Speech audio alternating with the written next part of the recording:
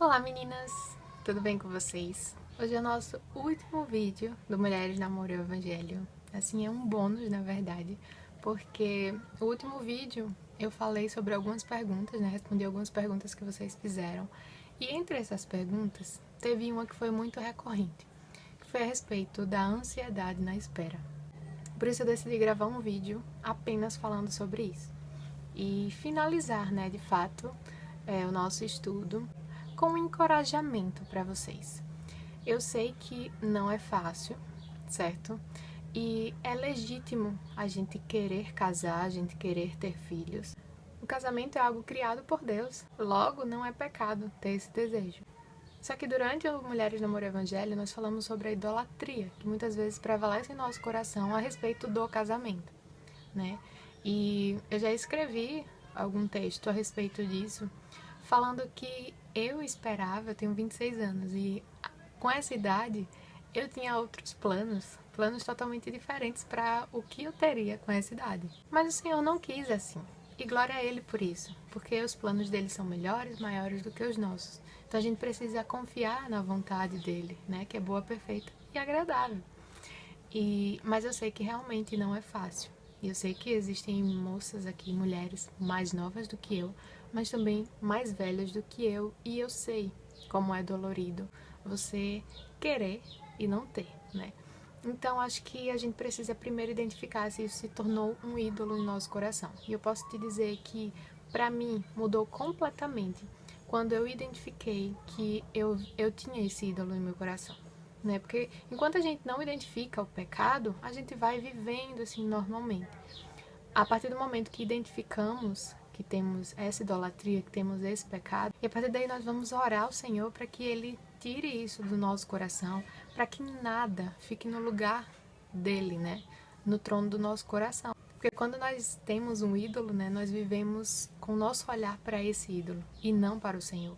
Nós vivemos em função desse ídolo e não em função do Senhor. Nós não vivemos para a glória do Senhor como nós fomos criadas para viver, né?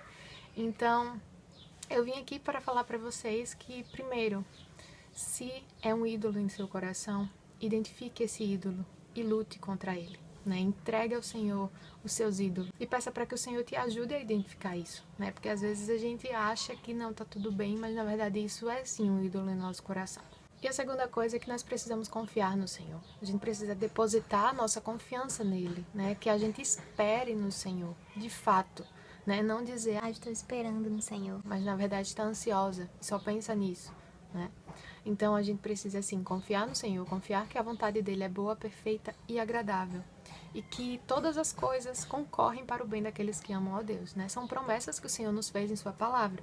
Quando nós meditamos na palavra de Deus, né, nós cravamos essas verdades no nosso coração. E quando há um momento de ansiedade, quando há um momento que a gente fica triste, que a gente fica desesperançosa, a gente lembra, né? O Espírito Santo nos lembra, vem à mente aquelas passagens que nós já meditamos na palavra e nós somos consolados, confortados na vontade do Senhor.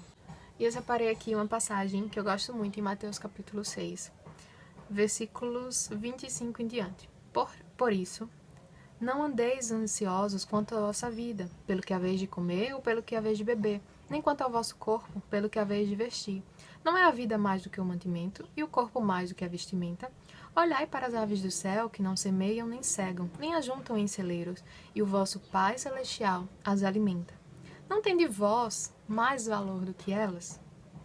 Em qual de vós poderá, com todos os seus cuidados, acrescentar um côvado à sua estatura?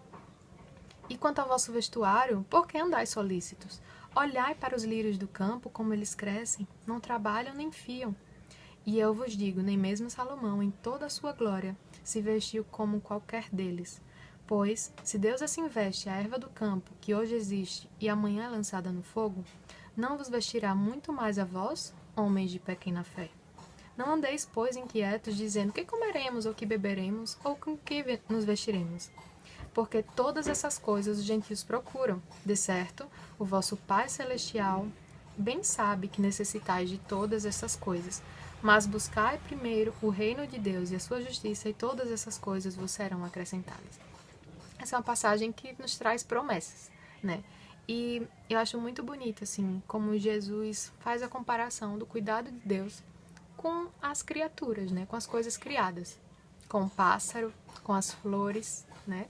E ele fala, então, se o Pai Celestial cuida dessas coisas, cuida dos pássaros, cuida dos lírios, por que não cuidaria de vós? E ele sabe quais são as nossas necessidades. Então, quando realmente for a necessidade, né? Ele suprirá, ele nos prometeu suprir as nossas necessidades. Mas às vezes a gente coloca essas coisas como se a gente necessitasse agora, né? E o Senhor sabe o que é que nós necessitamos agora e Ele nos provê isso. Uma outra coisa que me chama muita atenção nesse texto e eu queria falar para vocês é sobre a nossa impossibilidade de mudar certas coisas, né? Aqui no versículo 27 diz: "E qual de vós poderá, com todos os seus cuidados, com toda a sua ansiedade, acrescentar um côvado à sua estatura?" Ou seja, no nosso caso, né? A gente se preocupando, ficando ansiosa, querendo de qualquer forma, vai mudar a situação? Não vai. Então, por que não confiar no Pai, que sabe das nossas necessidades, que sabe o momento certo para cada coisa em nossas vidas, né? É como uma criança.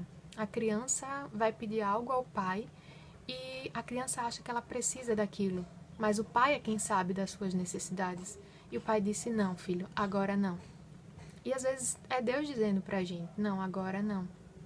Ou talvez: "Não, filha, você não precisa disso. Eu tenho outro plano para você." Ah, essa possibilidade? Ah, mas também nós não sabemos, né? Quem sabe é o Senhor. Ele conhece nosso futuro, Ele escreveu os nossos dias. Então não tem por que a gente se preocupar demasiadamente, não tem por que a gente ficar ansioso com o dia de amanhã, né? E que a gente confie realmente em um Pai que é amoroso, que cuida de nós, né? Que Ele sabe quais são as nossas necessidades e Ele proverá todas as coisas, né? Então, a gente precisa, sim, confiar no Senhor e esperar, né? Que a vontade dEle seja feita. Eu sei que vão ter momentos de desânimos, mas que a gente olhe para as promessas que o Senhor já fez em Sua palavra e que a gente confie na vontade dEle, que a gente olhe unicamente para o Senhor. Amém? Então é isso, meninas. Muito obrigada por vocês terem ficado até aqui. Obrigada pelo carinho de vocês durante esse tempo de estudo. E meu desejo é que o Senhor abençoe cada uma de nós, que Ele fortaleça os nossos corações nele. Um cheiro, um queijo e até o próximo vídeo, só que agora aqui no YouTube mesmo, não de forma fechada, né? Espero vocês também. Tchau!